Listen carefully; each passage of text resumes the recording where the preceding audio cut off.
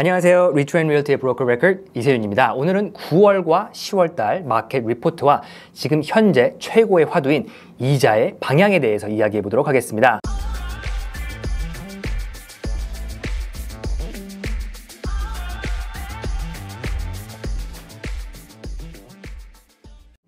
우선 마켓 전체 스냅샷입니다. 10월 한 달간 전체 거래량은 4,961건으로 작년에 비해 49% 하락, 전달인 9월에 비해 2% 하락한 수치이고 10월 한 달간 새로운 리스팅은 1,390개의 리스팅으로 작년에 비해 11% 하락, 9월에 비해 8% 하락하면서 이번 해 5월, 6월, 7월 한때는 세 달어치의 물량의 리스팅이 쏟아지던 때와는 리스트 투 셀 레이시오가 많이 안정되었습니다. 하지만 액티브 리스팅은 여전히 13,023개의 리스팅으로 작년 7,750개에 비해 2배 상승, 9월에 비해선 4% 하락하므로 10월도 여전히 8월 혹은 9월 달에 나왔던 리스팅이 10월로 carried out 되었음을 확인하실 수 있습니다. Average DOM, 즉 집이 팔리기까지 걸린 시간은 9월 35일에서 10월엔 33일로 약간 줄긴 했지만 여전히 집의 판매는 슬로우했습니다. 마지막으로 Average House Price는 9월에 비해 3만 불 오른 108만 9천 불로 계속해서 이자가 올라가고 있음에도 불구하고 보합을 유지했습니다. 자, 그럼 지역별 디태치드 마켓을 한번 확인해 보도록 하겠습니다. 첫 번째로 토론토 동쪽 AJAX, Whitby, 어셔와 피커링에 속한 덜햄 지역입니다. 10월 거래량은 427건으로 8월에 반짝 올라간 이후로는 소폭이지만 계속해서 하락 중에 있습니다. 다음으로 액티브 리스팅은 744건을 기록했고 뉴 리스팅 양은 액티브 리스팅의 반대로 소폭 떨어진 803건을 기록하므로 10월 한 달간 약 2달어치가 안 되는 리스트 투 셀 레이시오의 리스팅을 기록해서 안정적인 한 달이었다고 생각합니다.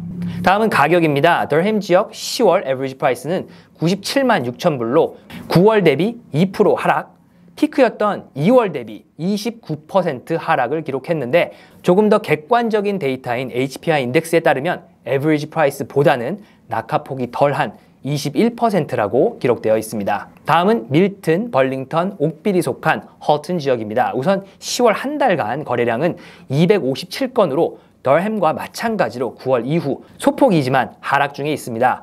액티브 리스팅은 771건으로 9월에 비해 6% 가까이 떨어졌고 뉴 리스팅 양도 9월에 비해 약 18%가량 떨어진 것을 확인하실 수가 있습니다.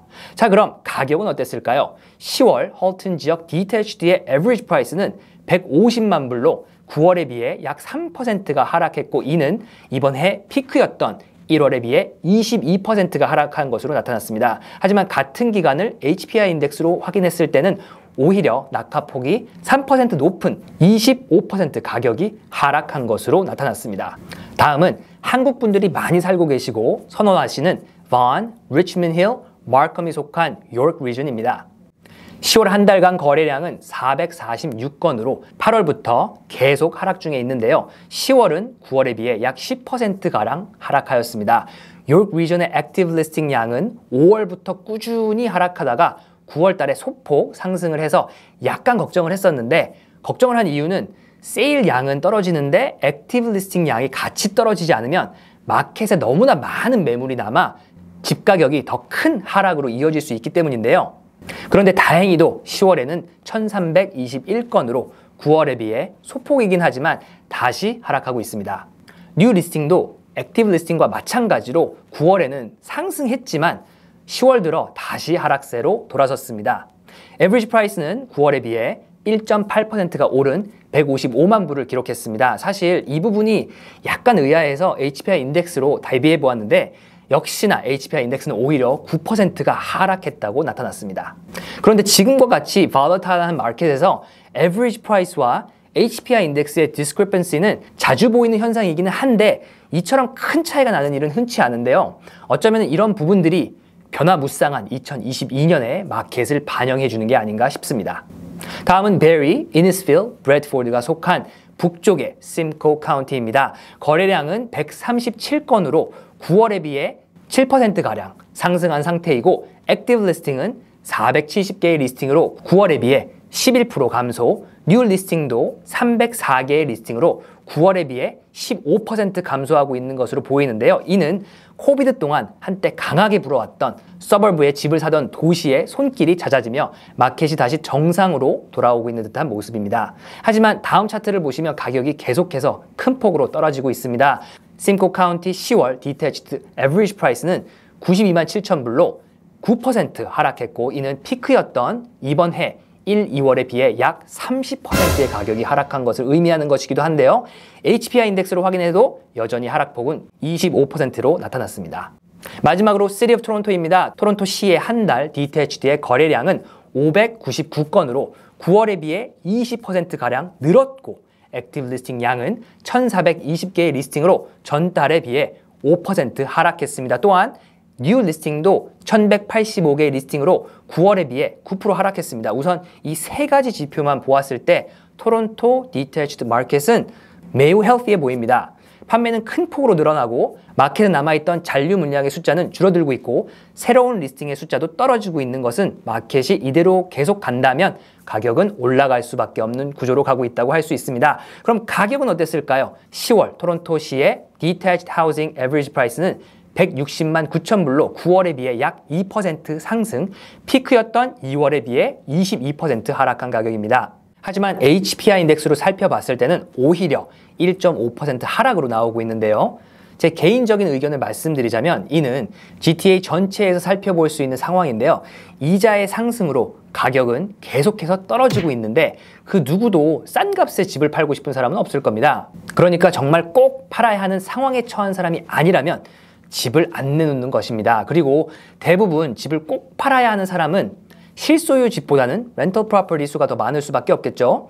내가 사는 집이라면 살림살이를 긴축해서 어떻게 해서라도 버티겠지만 원래는 한 달에 2,000불이 나가던 몰기지가 2,500불, 3,000불이 되니 렌트비가 2020년에 많이 올랐다고 해도 감당이 안 되는데 기존에 있던 테넌트에게 기껏 해봤자 1.2%밖에 렌트비를 올릴 수가 없으니 높은 monthly obligation을 감당하지 못하고 집을 내놓는 경우가 많은데, 거기에 아무래도 렌털 프로퍼티는 집주인이 살았던 집이 아니다 보니 건물 자재나 피니쉬가 그렇게 바이어의 입장에서 어트랙티브 할 수가 없고, 테넌트가 집을 판다고 하면 아이고 알겠습니다 하고 집도 깨끗하게 치워놓고 누가 집 보러 올 때마다 언제든지 오세요 라고 하지 않잖아요. 그러다 보니 지금은 집은 많은데 살 집은 없고, 그러다 보니 정말 좋은 집이 마켓에 나오면 멀티로 팔리는 일들이 흔하게 보이고 있습니다.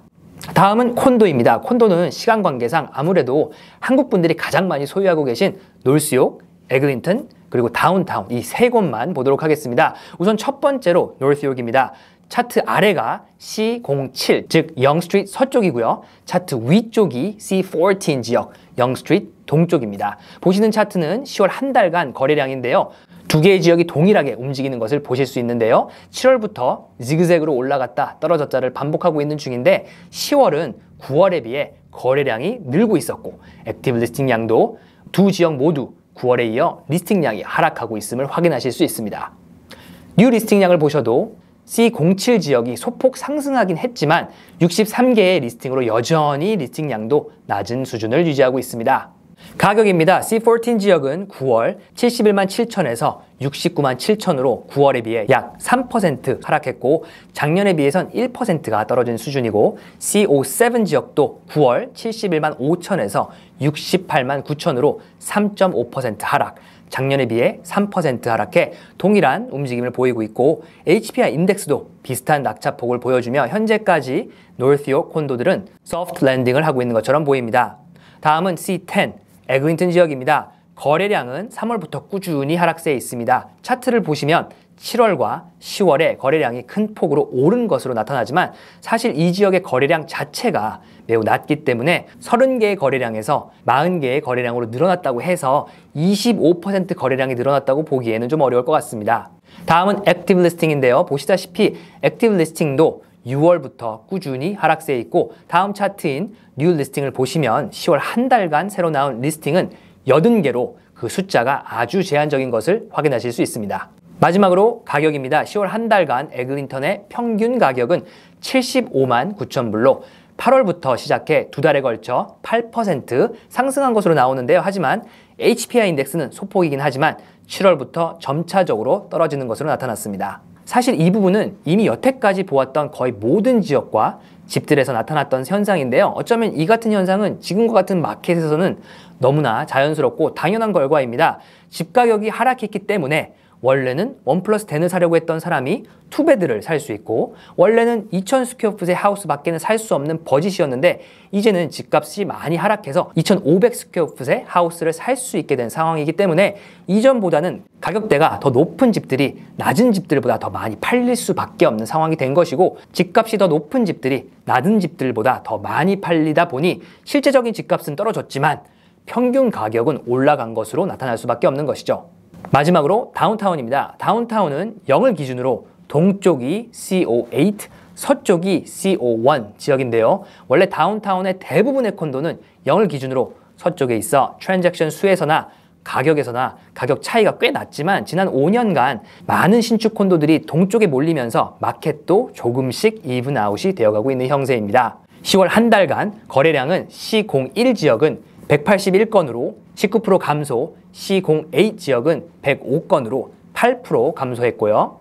액티브 리스팅은 두 개의 지역은 각각 7%, 4% 올라갔는데요. 다행히 뉴 리스팅량은 C01 지역은 6% 하락, 3% 상승했음을 볼 수 있습니다. 지금까지 본 거의 모든 지역의 액티브 리스팅과 뉴 리스팅량의 하락에 비교하면 조금은 걱정되는 게 사실입니다. 자, 그럼 가격을 보도록 하겠습니다. C01 지역은 9월에 이어 10월도 6% 상승한 84만 5천 불을 기록했고, C08 지역은 그 정반대인 9월에 이어 10월도 3% 하락한 74만 5천 불을 기록했습니다. 그런데 이를 HPI 인덱스와 비교해보니 상승폭과 하락폭은 훨씬 낮지만 정확히 같은 트렌드를 보이고 있습니다. C01 지역은 소폭이긴 하지만 그래도 가격이 상승했고, C08 지역은 2%이긴 하지만 가격이 하락한 것으로 나타났습니다. 자, 그럼 마켓 업데이트의 내용이 생각보다 길어졌는데요. 이제는 앞서 말씀드린 이자율의 방향성에 대해 이야기해 보도록 하겠습니다. 그리고 오늘 이야기는 캐나다의 금리를 결정하는 미국의 금리 방향에 대해서 이야기해 보려고 합니다. 우선 금리를 이야기할 때 FOMC를 이야기하지 않을 수 없죠. FOMC는 Federal Open Market Committee를 줄인 약자인데요. 한국 분들께는 연방공개시장위원회로 알려져 있는 기관입니다.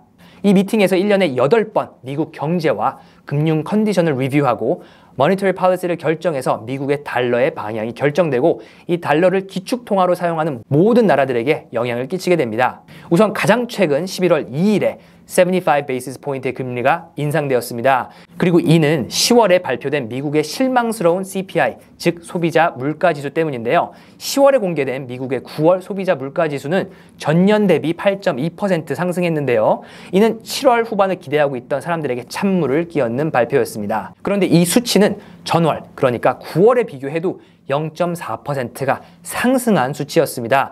떨어져도 시원찮을 판국에 오히려 올라버렸으니 분명히 FOMC 입장에선 잡히고 있지 않다고 판단될 수밖에 없었을 겁니다. 그런데 거기에서 더 나아가 Core CPI, 곧 변동성이 큰 Food and Energy를 제외한 근원 CPI를 살펴보게 되더라도 상황은 그리 나아 보이지 않습니다. 지금 가장 큰 골칫거리인 Food and Energy를 제외했음에도 불구하고 Core CPI는 전년 대비 6.6%가 상승했는데요. 이는 1982년 수치라고 합니다. 또한 더 실망스러운 것은 전월 대비 0.6%나 오른 수치인데요. 그럼 도대체 범인이 누구인지 살펴보니 Transportation에서 1.9%, Medical에서 1%, Shelter에서 0.7%가 올랐다고 합니다. 그리고 지금 11월 초 우리를 더욱 떨게 하는 것은 11월 2일 75 베이시스 포인트 이자 상승 이후 기자회견에서 제롬 파웰 의장이 한 이야기인데요. 그는 금리 인상을 중단하기에는 very premature하다라는 이야기를 했습니다. 그러니까 금리 인하를 할 계획이 아직 없다는 뜻인데요. 금리가 높다고 판단되면 내리면 되지만 인플레이션이 잡히지 않은 상태에서 금리를 내려버리면 나중에는 더 큰 문제가 생길 수 있다는 것이 그 이유이고, 또한 지금 현재 미국 고용시장이 매우 스트롱하기 때문에 아직 가계가 버틸 수 있다는 이야기를 합니다. 하지만 이자를 올린 지 이틀 만에 미국을 대표하는 텍 기업들에서 속속히 하이어링 프리즈에 대한 기사가 쏟아져 나오기 시작하고 있습니다.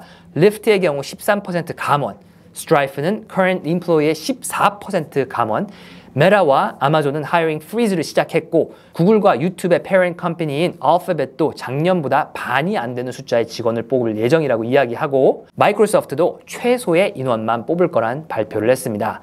이렇게 되면 이미 이야기했던 strong labor market에 대해 다시 생각해 볼 수 있지 않을까 싶습니다. 혹시 이 이야기를 듣고 계신 분들 중에 혹시 그 몇 개 회사가 긴축한다고 해서 미국 전체 레이버 시장에 얼마나 영향을 끼칠까? 라고 생각하고 계신 분들이 계시다면 우선 첫 번째로 인원 감축은 지금 택 기업만의 문제가 아닙니다. 이미 미국의 소비가 얼어붙기 시작했고 또한 그 몇 개의 회사는 미국의 수백 개의 mid-size, small business와 연결이 되어 있기 때문에 절대 무시할 수 없는 것이죠. 그럼 지금까지의 이야기를 정리해 보자면 경제 지수가 확실히 인플레이션이 잡혔다는 데이터를 보여주지 못한다면 그때까지 FOMC는 금리 인하를 할 계획이 없다. 하지만 고용시장에 계속해서 브레이크가 걸린다면 지금까지의 어그레시브한 이자 상승이 이어질 수는 없을 것이다. 그리고 이것은 이제 곧 11월 10일이 되면 10월에 CPI가 발표되기 때문에 그때 수치가 낮게 나온다면 12월 금리 인상을 0.5% 기대해 볼 수 있을 것 같고요. 만약 이 수치가 높게 나오면 75 베이시스 포인트를 생각해야 할 수도 있습니다. 그리고 그 뜻은 캐나다 금리도 12월 7일에 금리를 100 베이시스 포인트까지 올라갈 수도 있는 상황에 도달해 우리 모두 허리띠를 더 졸라매야 할 수도 있습니다. 그럼 오늘 준비한 이야기는 여기까지입니다. 긴 이야기 들어주신 모든 분들께 감사드리고 전 다음 영상에서 찾아뵙도록 하겠습니다. 감사합니다.